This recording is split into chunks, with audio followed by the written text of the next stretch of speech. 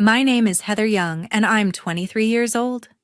Last Christmas, my twin sister got a brand new Tesla gleaming in the driveway with a giant red bow. Me, I got a chipped piggy bank from a discount store with $13 inside. My dad grinned. That's our contribution to your future home. Heather. I stood there, my heart sinking as my sister squealed and snapped selfies with her car. That night, I packed my bags, walked out the door, and didn't look back. Then my phone buzzed a text from my mom. "Don't forget to pay the rent." I froze. After everything I had sacrificed for them, the first thing they thought about was asking me to cover the bills. That was the moment I knew I had to close that chapter for good.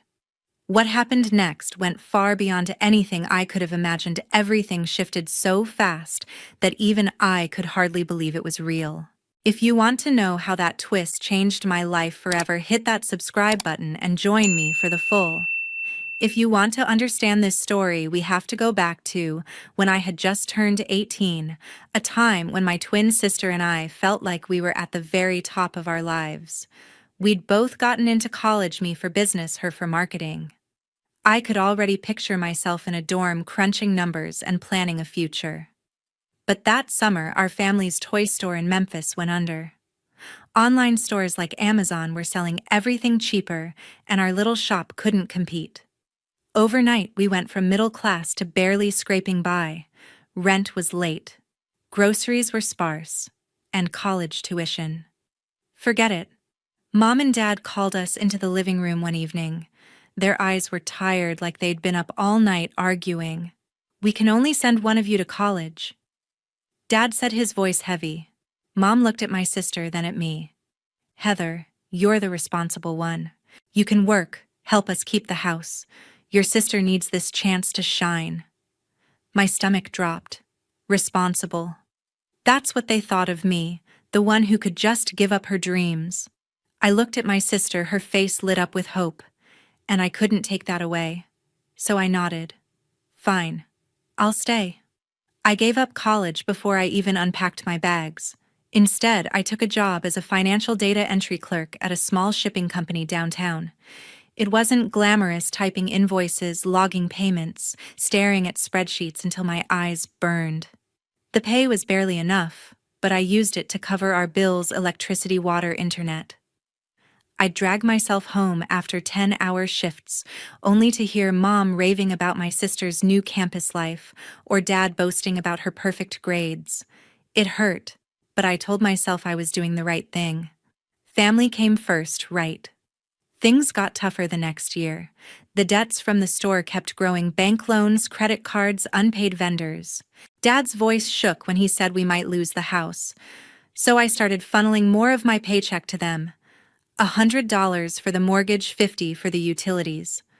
Soon, I was giving them almost everything I earned.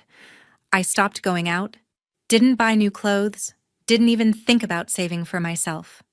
My life was work bills and keeping us afloat. My sister, though, she was living it up. New outfits, weekend trips with friends, fancy lattes. She posted it all on social media.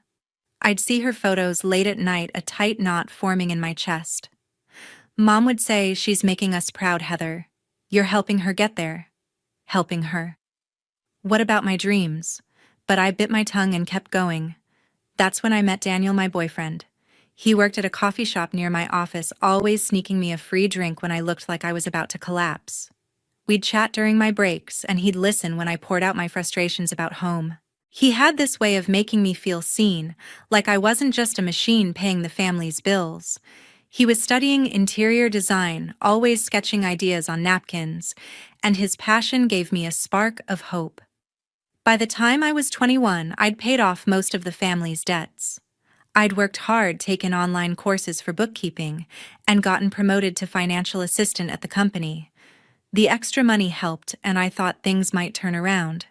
Maybe Mom and Dad would see what I'd sacrificed. Maybe they'd thank me. Maybe they'd even help me go back to school. But deep down, I knew it was a long shot. They never asked how I was holding up, never noticed the bags under my eyes. To them, I was just the one who fixed things, the one who didn't need anything. Looking back, I was naive. I gave up my future for a family that took it for granted. I thought I was being strong, but I was setting myself up for the betrayal that was coming. A couple of years after I started working, things began to look up, at least for me. I'd thrown myself into my job at the shipping company, learning every trick of the trade. I took online courses in bookkeeping on the side, staying up late to study after long shifts.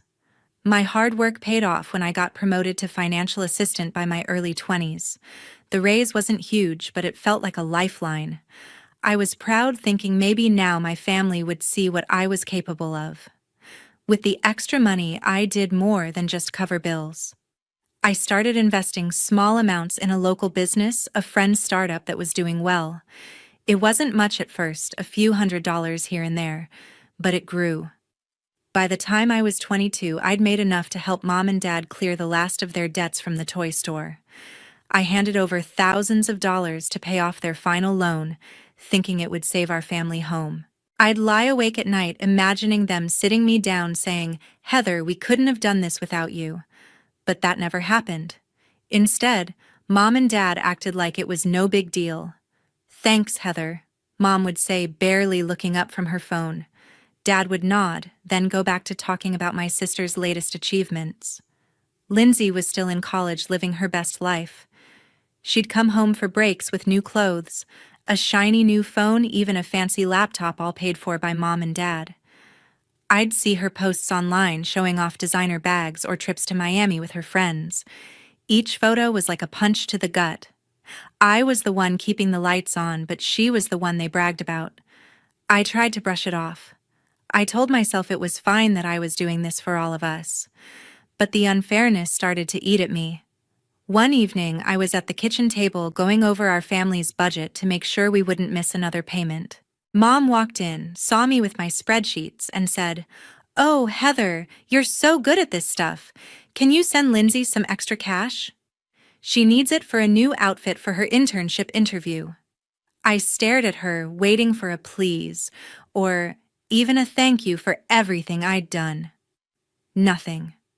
Just a smile, like it was my job to keep funding Lindsay's life. Dad was no better. He'd come home from his new job at a hardware store and talk endlessly about Lindsay's marketing projects, or how she was destined for greatness. Once I tried to share my own news, I'd gotten a bonus at work for catching a major error in the company's accounts. I thought maybe he'd be proud, but he just said, "That's nice, Heather. Did you hear Lindsay got picked for a study abroad program?" My heart sank. It was like I was invisible unless they needed money. Daniel, my boyfriend, saw it all. We'd been together for a while by then, and he'd become my rock. He was still working at the coffee shop, but had started taking on freelance interior design projects, sketching beautiful spaces that made me dream of something bigger. One night, over cheap takeout at his apartment, I vented about how my family treated me. "Heather," he said, his eyes serious, "you're killing yourself for them, and they don't even see it. You deserve better." His words hit hard, but I wasn't ready to admit he was right. I still believed things could change. I started hoping the holidays would be different. Christmas was coming up, and I thought maybe, just maybe, Mom and Dad would show some gratitude. I'd given up my education, my social life, everything to pull our family out of debt. I'd even started putting money into a joint account with them, thinking we could rebuild together. Surely they'd see that. Surely they'd do something to make me feel valued. I wasn't asking for much, just a sign that I mattered as much as Lindsay did. But deep down, a part of me knew I was hoping for too much. Every time I walked into the house, I felt like the help, not their daughter. Mom would ask for money for emergencies that always seemed to involve Lindsay's wants. Dad would pat my shoulder and say, "You're our rock, Heather," but it felt hollow. I'd go to bed exhausted, wondering if this was all my life would ever be, working, giving, and getting nothing back. That Christmas, I walked into our Memphis home with a flicker of hope. The house was decked out, twinkling lights, a towering tree, the smell of Mom's cinnamon rolls filling the air. For once, I thought maybe my family would show they appreciated me. I'd spent years keeping us afloat, pulling us out of debt, and I wasn't asking for much, just a sign that I mattered. But what happened that day shattered any illusions I had left. The living room was packed with relatives, everyone buzzing with holiday cheer. Lindsay was the center of attention as usual, laughing and showing off her new phone. I sat quietly sipping hot cocoa waiting for the gift exchange. Mom and Dad always made a big show of it, handing out presents with dramatic flair. I watched as Lindsay tore into her first gift, a designer purse from Mom. She squealed, hugging Mom like she'd just won the lottery. "You guys are the best," she gushed. I forced a smile, telling myself it was fine. My turn would come. Then Dad called Lindsay outside, a mischievous grin on his face. "We've got something special for you," he said. Everyone followed, crowding onto the porch. There in the driveway was a sleek silver Tesla wrapped in a giant red bow. The crowd erupted in cheers. Lindsay screamed, jumping up and down, already pulling out her phone to snap selfies with the car. "Oh my gosh, a Tesla! You guys are insane!" she shouted, climbing into the driver's seat. Mom beamed, saying, "You deserve it, honey. You're our star." Dad nodded, clapping her on the back like she'd just graduated with honors. I stood frozen on the porch, my heart pounding in my ears. A Tesla, that car cost more than my entire year's salary. I'd been pouring every dime into our family, and they'd spent a fortune on Lindsay. My hands shook as I gripped my mug, trying to keep it together. Then Mom turned to me, holding out a small, poorly wrapped box. "Here, Heather," she said, her voice casual like an afterthought. I opened it. My fingers numb. Inside was a chipped ceramic piggy bank, the kind you'd find at a dollar store, with 13 crumpled dollar bills stuffed inside. The room went quiet, a few cousins exchanging awkward glances. Dad chuckled, breaking the silence. "That's our contribution to your future home, Heather. Gotta start somewhere, right?" His words hit like a slap. Contribution. I'd paid off their debts, kept the house running, and this was my reward. A cheap trinket and a mocking joke. Lindsay didn't even look up from her phone, too busy posting about her Tesla. I forced a tight smile, muttering thanks, but inside I was crumbling. Later that evening, after the guests left, I sat alone in the kitchen staring at the piggy bank. Something didn't add up. How could Mom and Dad afford a Tesla? Dad's job at the hardware store barely covered groceries, and Mom wasn't working. My mind raced, and a sick feeling settled in my stomach. I grabbed my laptop and logged into the joint account I'd set up with them, the one I'd been putting my investment earnings into, thinking we were rebuilding together. My breath caught as I scrolled through the transactions. A massive withdrawal, nearly $30,000, had been made a week ago, transferred to a car dealership. They'd used my money, my hard-earned savings, to buy Lindsay's Tesla. I felt like someone had punched me in the chest. All those years of sacrifice, giving up college, working myself to the bone, they'd taken my money without even asking. I thought back to every time Mom asked for emergency funds, every time Dad called me their rock. It was all a lie. They didn't see me as their daughter. They saw me as a bank account. Lindsay's voice echoed from the living room, laughing about her new car, and it took everything in me not to storm in there and scream. I called Daniel, my hands trembling as I told him what I'd found. "They used my money, Daniel," I choked out. "Everything I worked for, they gave it to her." His voice was steady, calming me down. "Heather, you don't deserve this. You need to confront them." I knew he was right, but the thought of facing Mom and Dad made my stomach churn. I'd spent so long trying to hold our family together, but now I saw the truth: they'd never valued me. That night, I lay awake, the piggy bank sitting on my nightstand like a cruel reminder. My hope for a fair Christmas had been naive. I wasn't just hurt, I was done. Done being their ATM, done pretending everything was okay. I didn't know how I'd do it, but I knew one thing for sure: I couldn't stay in that house anymore. Something had to change, and it was going to start with me. A week after Christmas, I couldn't shake the betrayal. Finding out Mom and Dad had taken $30,000 of my savings to buy Lindsay a Tesla left me raw, like someone had ripped my heart out. I'd been living in their house, pouring every dime into keeping us afloat, and they'd used me like a bank. Daniel kept pushing me to stand up for myself, and I knew he was right. I couldn't keep swallowing their lies. When Mom announced a family dinner to ring in the new year, I decided it was time. I wasn't just going to confront them, I was going to make sure everyone saw who they really were. That night, our Memphis home was alive with relatives. The dining room was crowded plates piled with fried chicken and mashed potatoes, voices overlapping in cheerful chaos. Lindsay held court in the corner, bragging about her Tesla, her phone lighting up with likes on her latest posts. I moved through the room like a ghost, setting out napkins, my hands trembling with what I was about to do. Every time Mom smiled at me or Dad said, "Thanks, Heather," it felt like a knife twisting deeper. We sat down to eat, and I waited, my pulse hammering in my ears. The conversation flowed, cousins joking aunts, swapping gossip until there was a pause. I pushed my chair back, the screech cutting through the noise. Everyone turned to me, forks hovering. My throat tightened, but I forced the words out. "I need to talk," I said, my voice louder than I expected. "For years, I've given up everything for this family. I skipped college so Lindsay could go. I worked myself ragged to pay off your debts, Mom, Dad. I put my savings into our joint account thinking we were in this together. But you stole $30,000 of my money to buy Lindsay a Tesla." I gestured toward the driveway where her car gleamed under the streetlight. The room went still, like the air had been sucked out.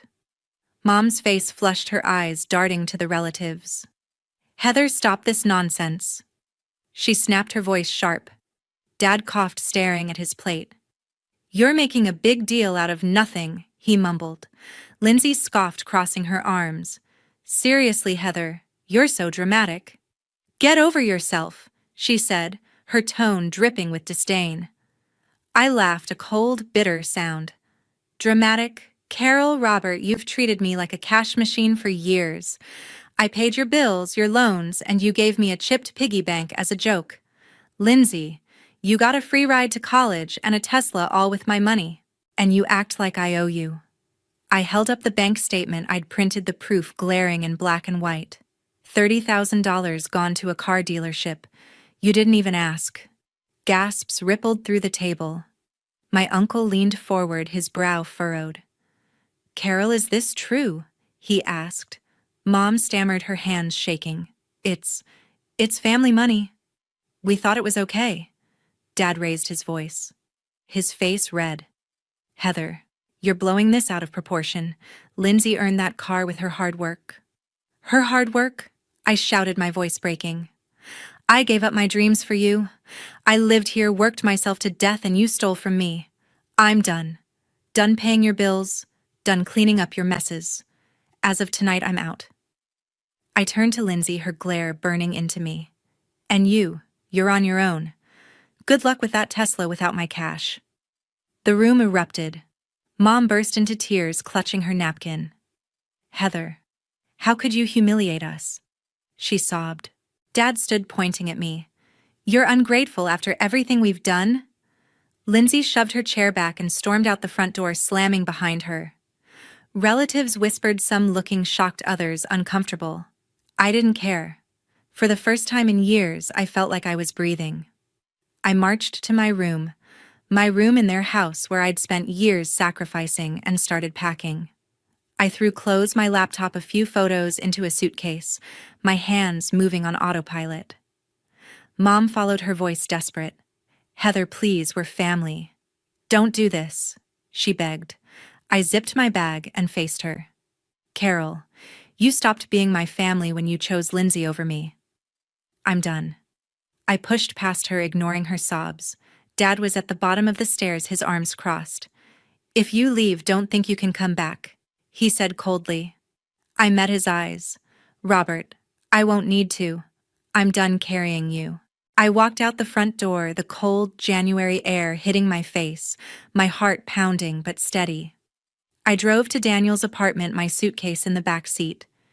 He was waiting, pulling me into a tight hug the moment I stepped inside. "You were so brave," he whispered. I sank into him, tears finally spilling over. "I don't know what's next," I admitted. He smiled, brushing my hair back. "We'll figure it out together." That night, I slept on his couch, exhausted but free. The next day, I logged into the joint account one last time. I transferred my remaining savings to my personal account, then closed the joint one for good. I blocked Mom, Dad, and Lindsay's numbers, cutting off their endless demands. For the first time in my life, I felt like I was finally my own person, ready to start over. In the weeks that followed my walkout, I felt like I was breathing for the first time in years.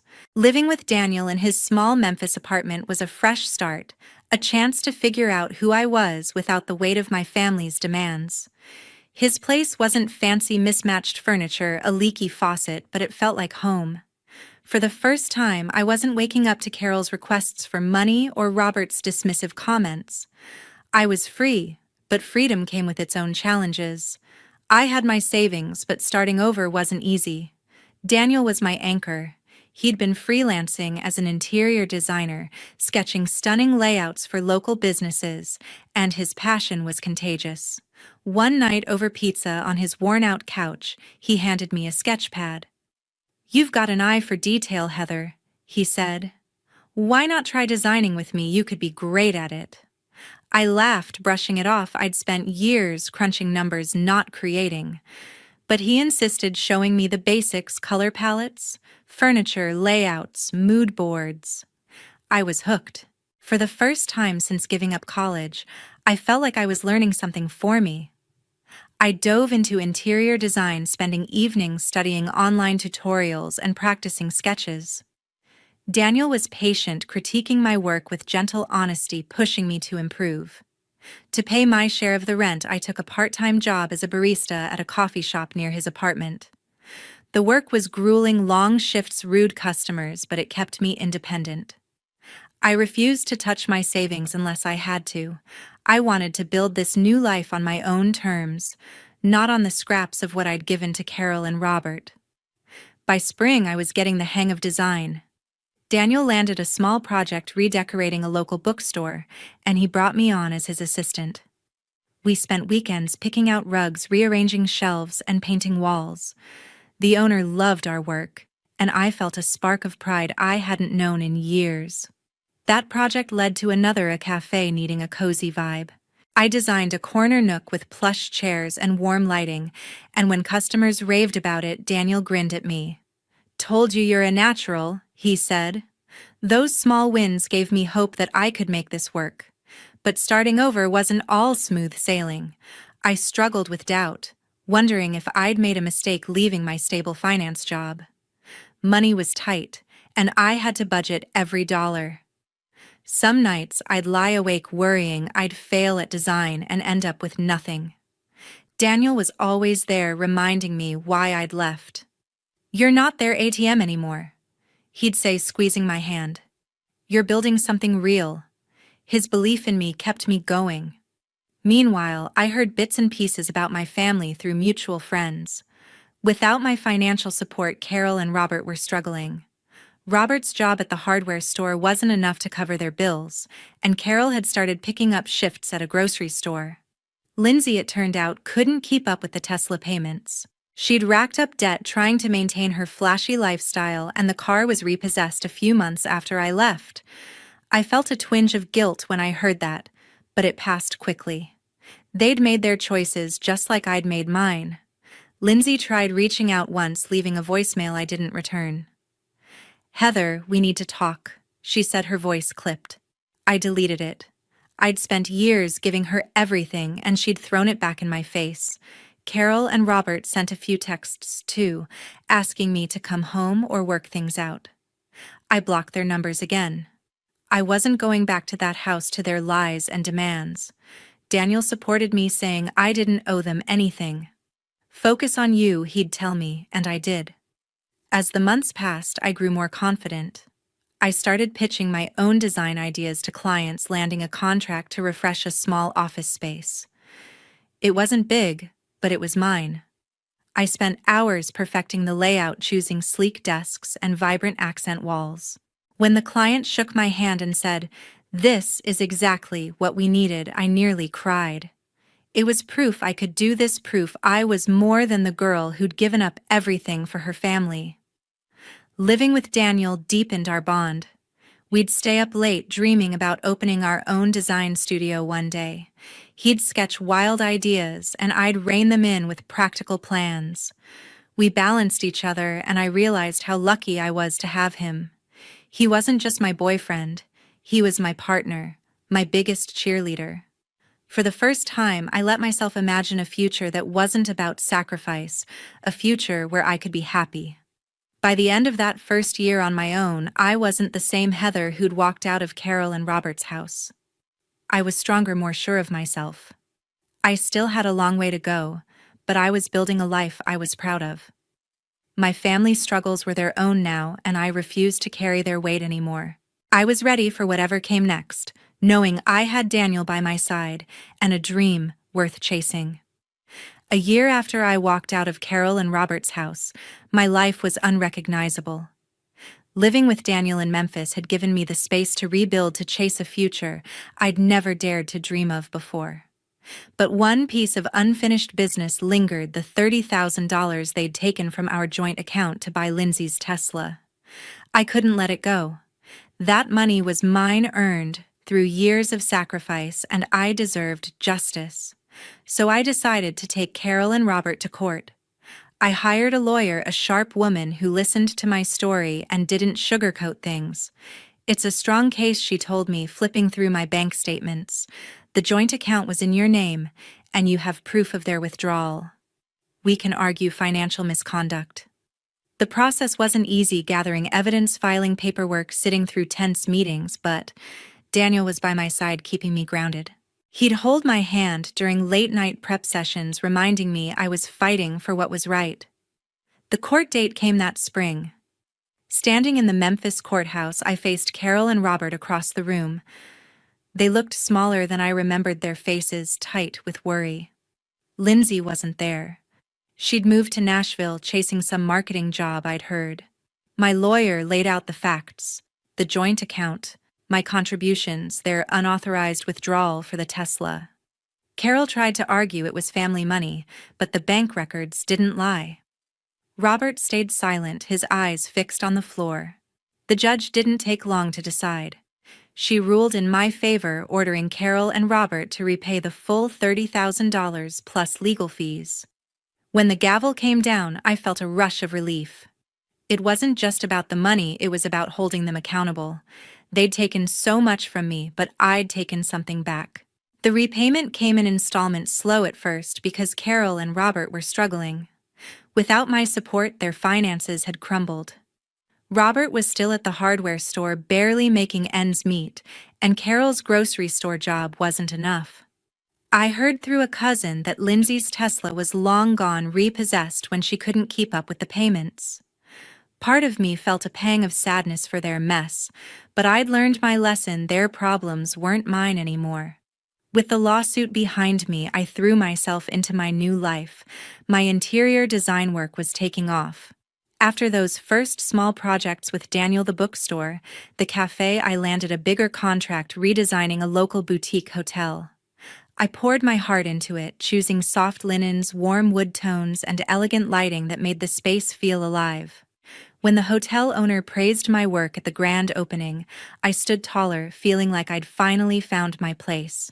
Daniel and I started talking about launching our own design studio, a dream that felt closer every day. That summer, Daniel proposed. It wasn't a grand gesture, just the two of us on his apartment balcony, the Memphis skyline glowing in the distance. He pulled out a simple silver ring, his hand shaking a little. "Heather, you're my everything," he said. "Let's build our future together." I said yes before he could finish, tears streaming down my face. We planned a small wedding, just close friends and a few of Daniel's relatives. I didn't invite Carol, Robert, or Lindsay. They weren't part of my life anymore, and I was okay with that. The wedding was perfect, a sunny afternoon in a local garden with wildflowers and fairy lights. I wore a simple white dress, and Daniel looked at me like I was the only person in the world. As we exchanged vows, I promised to love him, to trust him, and to never let anyone take advantage of me again. When we kissed, our friends cheered, and I felt a joy I'd never known. For the first time, I wasn't defined by what I'd given up, but by what I'd built. Now looking back, I see how far I've come. Carol and Robert are still in Memphis scraping by, but I don't keep tabs on them. Lindsay's out there somewhere chasing her dreams, and I wish her well from a distance. I'm not the girl who gave up college to save her family anymore. I'm a designer, a wife, a woman who fought for her worth, and won.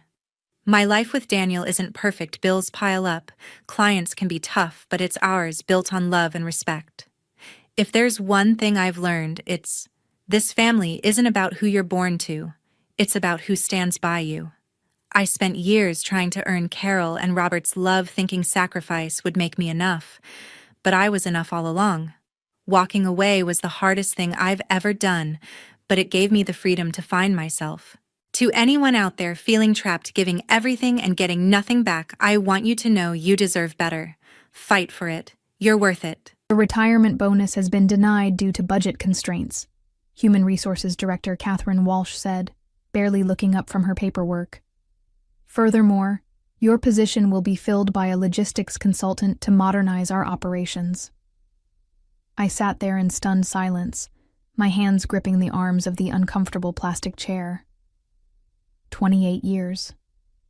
28 years I had given to Bramthorne Legal's warehouse operations in Salt Lake City, Utah, and this was how they were sending me off. My name is Darlene Whitaker, and at 63 years old, I thought I had seen every corporate betrayal in the book, but this one cut deeper than I expected. The retirement bonus I had been counting on, the one written into my contract, was being swept away like yesterday's dust. Budget constraints? I repeated, my voice steady despite the rage building inside me. Catherine, I have been managing this warehouse since before half the executive team was even hired. My systems have saved this company hundreds of thousands of dollars over the years. Catherine finally looked up, her expression cold and dismissive. Darlene, we appreciate your service, but times have changed. We need fresh perspectives and modern approaches to logistics management. I felt my jaw clench. Fresh perspectives. As if my decades of experience meant nothing. As if the accident-free record I had maintained for over 10 years was somehow outdated. As if the inventory systems I had personally designed and implemented were relics of the past. Who is this consultant? I asked, though I already suspected the answer would irritate me further. Blake Morrison from Trenwick Consulting, she replied, a hint of excitement creeping into her voice. He specializes in warehouse optimization and digital transformation. Very impressive credentials. Blake Morrison. I had heard whispers about him in the break room over the past few weeks. Young, flashy, expensive. The type of consultant who promised revolutionary changes while charging premium rates for ideas that anyone with real warehouse experience could have told them for free. And my bonus? I pressed, determined not to let this slide without a fight. Catherine shuffled through her papers again, clearly uncomfortable. As I mentioned, budget constraints have made it impossible to honor that particular aspect of your contract. The company is going through some financial restructuring, and non-essential expenditures have been suspended. Non-essential. My retirement bonus, earned through nearly 3 decades of dedicated service, was now classified as non-essential. I felt something cold settle in my chest, a familiar feeling I had learned to recognize over the years. It was the same feeling I got when I spotted discrepancies in inventory reports, or noticed safety violations that others had missed. It was the feeling that told me something was very, very wrong. But I kept my expression neutral, even managed a small smile. I understand completely, Catherine. These things happen. The relief on her face was almost comical. Walking back to my office for what would be one of the last times, I reflected on the journey that had brought me to this moment. I had started at Bramthorne Legal straight out of high school, back when the company was just a mid-sized law firm with a single warehouse location. Over the decades, I had watched it grow into one of the largest legal services companies in the western United States, with warehouses in 4 states storing everything from archived case files to office supplies.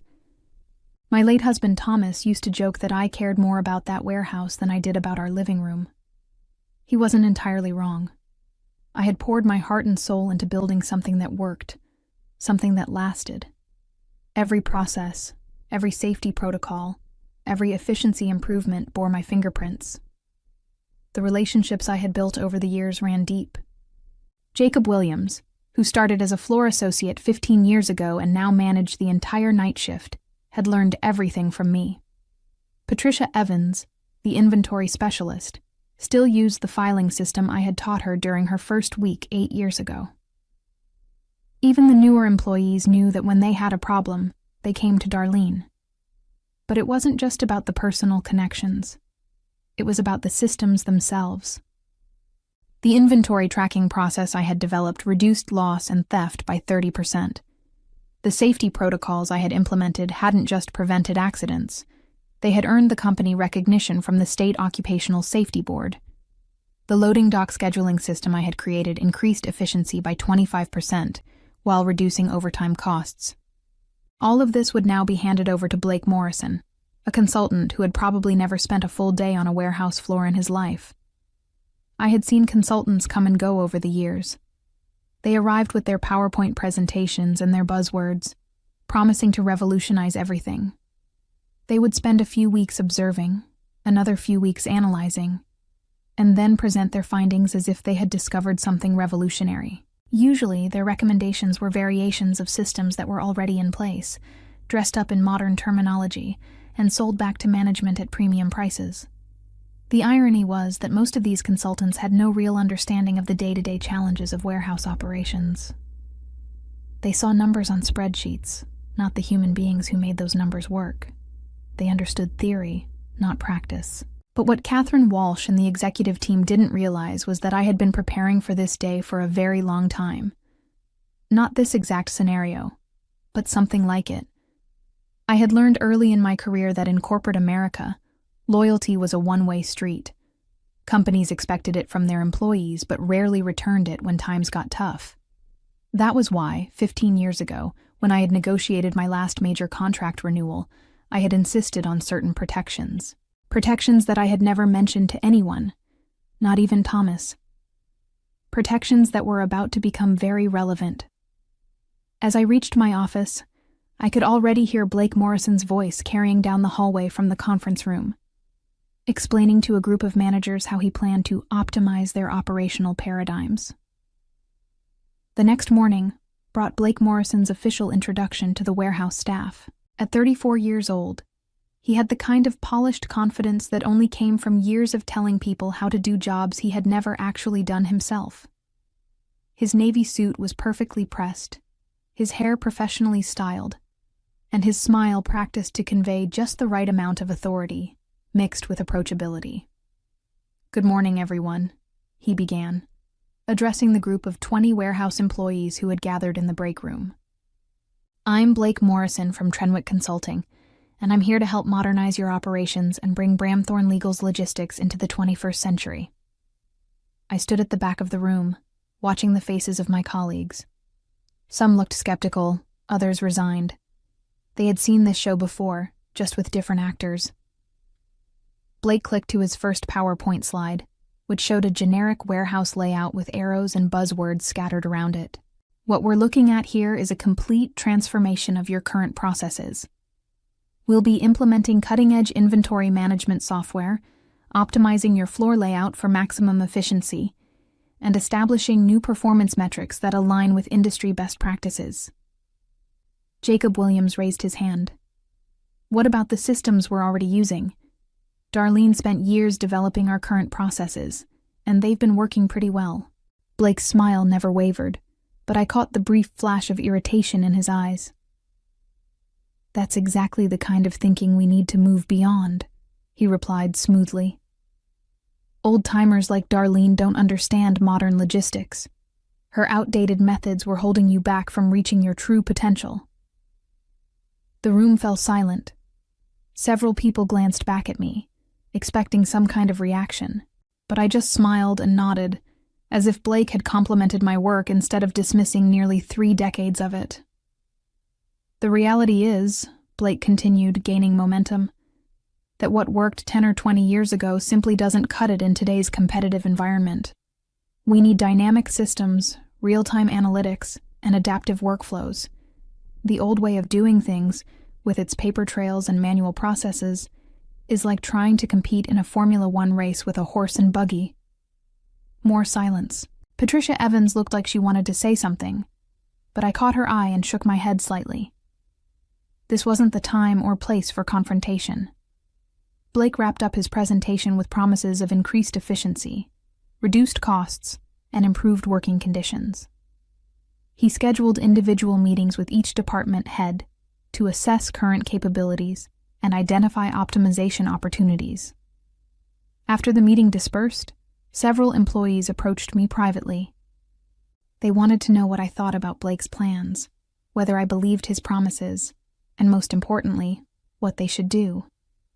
Give him a chance, I told each of them. Change can be good sometimes. Just remember everything you've learned, and don't be afraid to speak up if something doesn't feel right. What I didn't tell them was that I had already set certain wheels in motion. Wheels that Blake Morrison and the executive team at Bramthorne Legal were about to discover had been turning for 15 years. My official last day arrived with all the fanfare of a Tuesday afternoon inventory count. No ceremony, no speeches, just a brief handshake from Catherine Walsh and a standard exit interview form to fill out. After 28 years, I was cleaning out my desk drawers and boxing up the personal items that had made this space feel like a second home. The irony wasn't lost on me that Blake Morrison had scheduled his first major presentation to the executive team for the same day I was walking out the door. Through the conference room's glass walls, I could see him setting up his laptop and arranging his charts with the precision of a man who believed his own hype.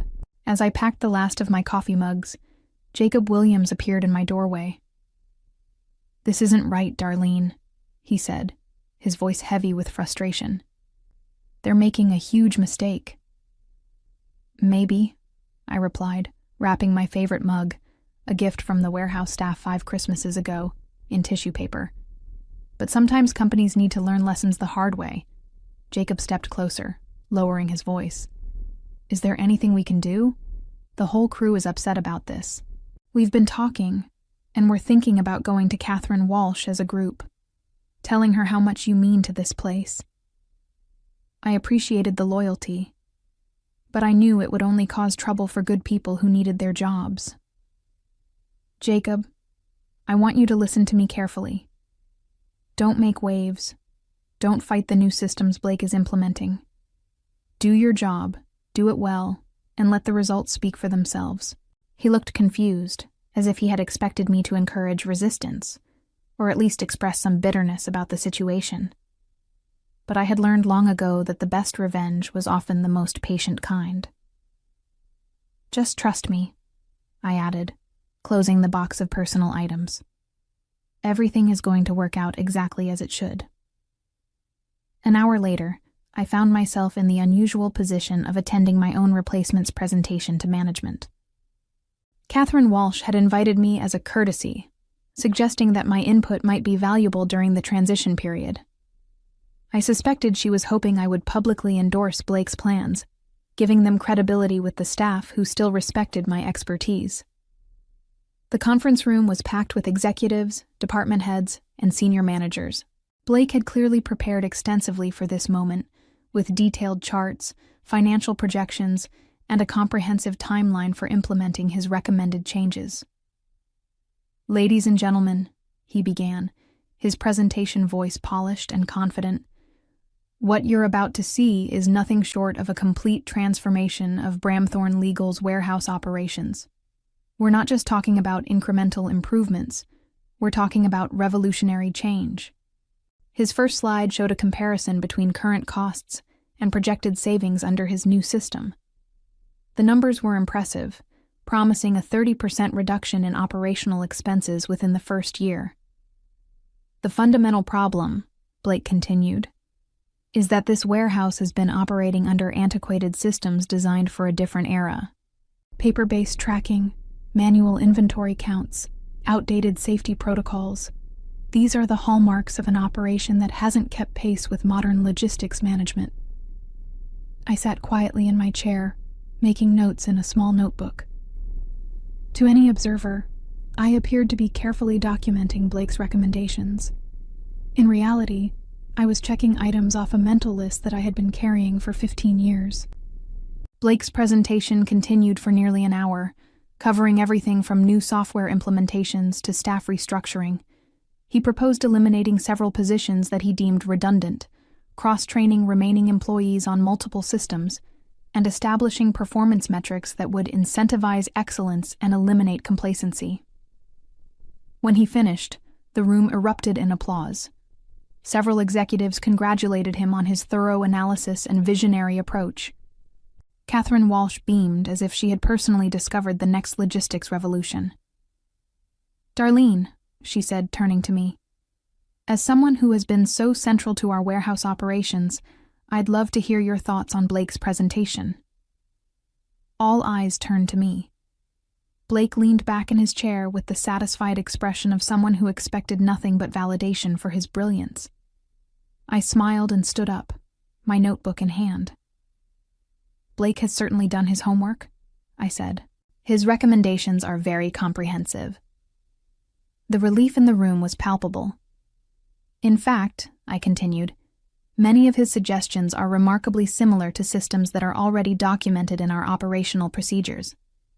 It's impressive how modern logistics principles align so closely with proven methodologies." Blake's smile faltered slightly, as if he sensed something beneath my polite words but couldn't quite identify what it was. The weeks following my departure unfolded exactly as I had predicted. Blake Morrison dove into his modernization project with the enthusiasm of someone who believed he was pioneering uncharted territory. Reports filtered back to me through former colleagues who still called occasionally to vent their frustrations or seek advice. The first casualties of Blake's revolution were the paper-based backup systems I had maintained alongside our digital processes. "Redundant inefficiency," he called them during a staff meeting, according to Patricia Evans. Within a week, he had eliminated the manual tracking logs that had served as our safety net for over a decade. The second change was the inventory software. Blake replaced our current system, which I had spent 3 years customizing to fit our specific needs, with a generic package that promised seamless integration and real-time analytics. The learning curve was steep, and the frequent glitches caused delays that rippled through the entire operation. But the most telling change was Blake's approach to staff scheduling.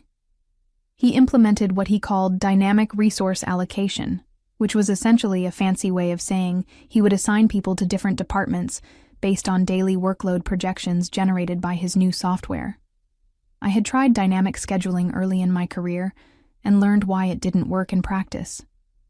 Warehouse operations required institutional knowledge that couldn't be captured in algorithms. Jacob Williams knew exactly which clients had tendency to send irregular shipments. Patricia Evans could spot damaged inventory from across the room. Danny Rodriguez in receiving could predict weather-related delays 3 days in advance, just by watching shipping patterns. But Blake's system treated all workers as interchangeable units, and the results were predictable. Errors increased. Processing times slowed. Customer complaints started trickling in. 3 weeks after my departure, Jacob Williams called me at home on a Friday evening. "Darlene, I don't know what to do," he said, his voice tight with stress. "Everything is falling apart. The new software crashed twice this week. We lost an entire shipment because nobody knew how to read the modified tracking codes, and Blake is blaming the staff for resistance to change." I had been expecting this call. "How are you holding up personally?" "Honestly, I'm thinking about looking for another job. Half the guys on my shift are saying the same thing. This isn't the place we signed up to work for." That was the most dangerous sign of all. Good warehouse employees were hard to find and harder to train. If Blake's changes drove away experienced staff, the damage would compound exponentially. "Jacob, I need you to hang in there a little longer," I said. "I know it's difficult, but trust me when I say that this situation is going to resolve itself soon." "What do you mean?" "Just focus on doing your job as well as you can under the circumstances. Document any problems you encounter, and make sure you're following all safety protocols." And Jacob? When this is over, I think you're going to find that management has a much better appreciation for the people who actually know how to run a warehouse. 2 days later, Patricia called with an update that confirmed my worst fears and my best hopes simultaneously. The new inventory software had miscalculated reorder quantities for 3 major clients, resulting in stock shortages that forced emergency overnight shipping at premium rates. The cost overrun for that single mistake exceeded $10,000. Blake's response was to schedule mandatory retraining sessions for all warehouse staff, as if the problem was their competence rather than his system's design flaws. He's also bringing in another consultant, Patricia added. Someone to help with change management and staff optimization. More consultants, more expense, more disruption. The spiral was accelerating exactly as I had seen it happen before, at other companies, under other consultants who confused motion with progress. But this time was different. This time I had been preparing for 15 years. The breaking point came exactly 5 weeks after my retirement, on a Thursday morning that started with what Blake Morrison would later describe as a minor operational hiccup. According to Danny Rodriguez, who called me that afternoon, the hiccup began when Blake's dynamic scheduling system assigned 3 new temporary workers to the receiving department without any experienced supervision. Jacob Williams had been reassigned to shipping, Patricia Evans was covering for someone in filing, and the regular receiving supervisor was attending one of Blake's mandatory training sessions.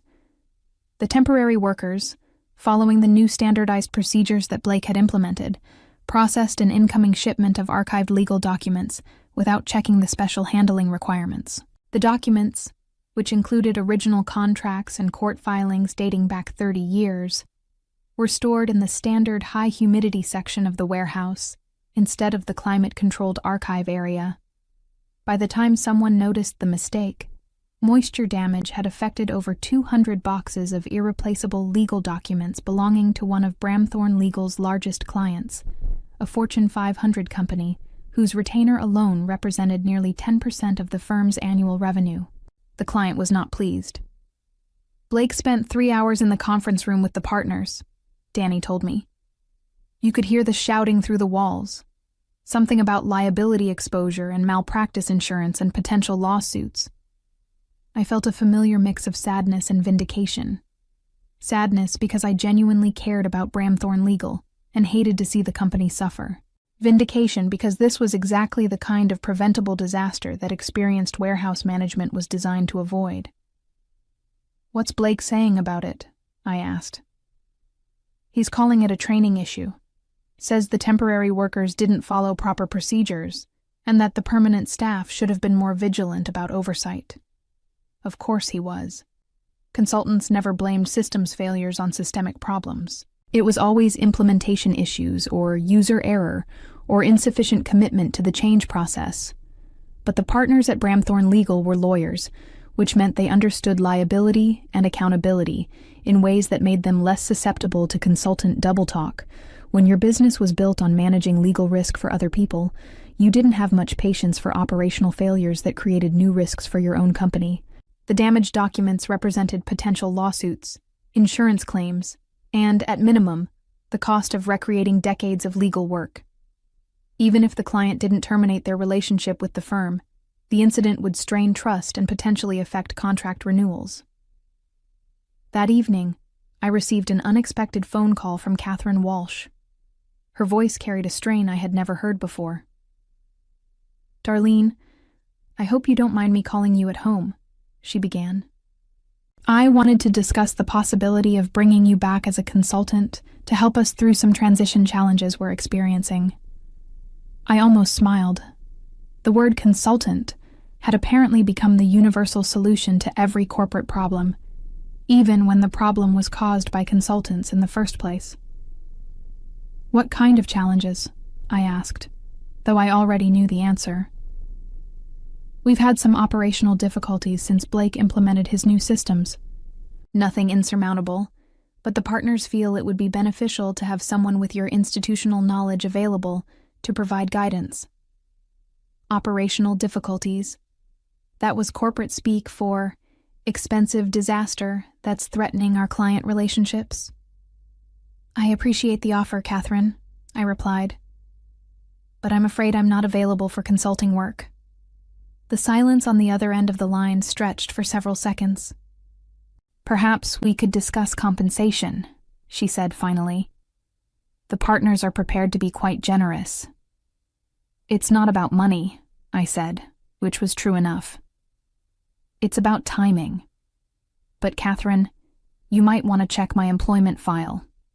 There may be some contractual issues that need to be addressed before we could even consider any kind of consulting arrangement. I hung up knowing that by morning, someone would be pulling my personnel records. Friday morning arrived with the kind of crisp autumn air that usually filled me with energy and optimism.